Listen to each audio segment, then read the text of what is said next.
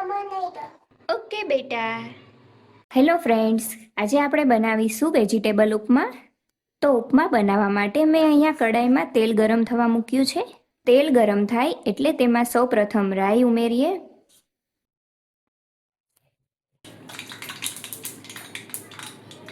રાઈ થઈ જાય એટલે તેમાં જીરું ઉમેરીએ.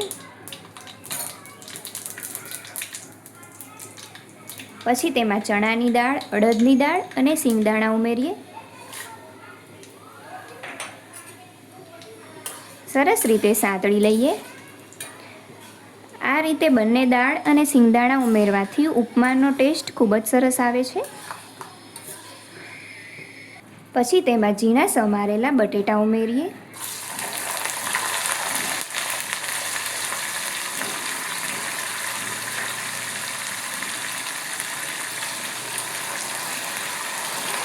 બટેટાને સરસ રીતે કૂક કરી લઈએ.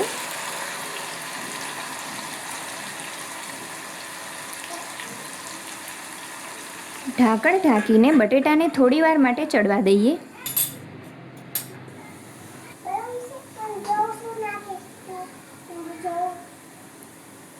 બટેટા થોડા ચડી જાય એટલે તેમાં ગાજર ઉમેરીએ.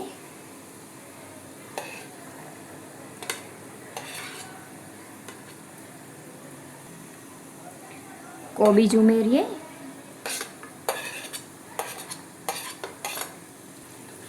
હવે આ બધું જ સરસ રીતે ચેડવી લઈએ.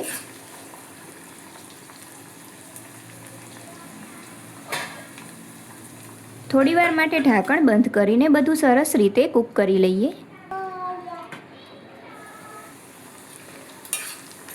આ બધું જ સરસ રીતે ચડી ગયું છે. હવે તેમાં ઝીણા સમારેલા લીલા મરચાં ઉમેરીએ, ટામેટું અને કેપ્સિકમ ઉમેરીએ.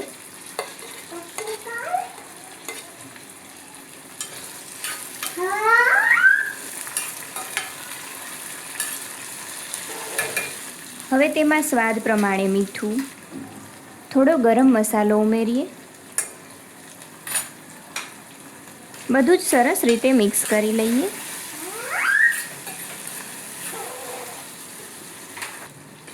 આમાં તમારે ડુંગળી ઉમેરવી હોય તો ડુંગળી પણ ઉમેરી શકાય છે, લીલા વટાણા પણ ઉમેરી શકાય છે.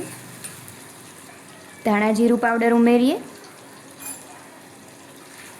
સરસ રીતે મિક્સ કરી લઈએ. હવે તેમાં છાશ ઉમેરીએ. આપણે જેટલો લોટ લીધો હોય એના કરતાં 3 ગણી છાશ લેવાની છે.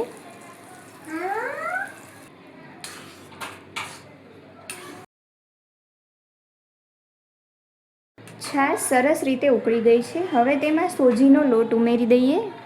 સોજીનો લોટ ઉમેરતા સતત આ રીતે ચલાવતું રહેવાનું છે, જેથી લોટ સરસ રીતે મિક્સ થઈ જાય અંદર.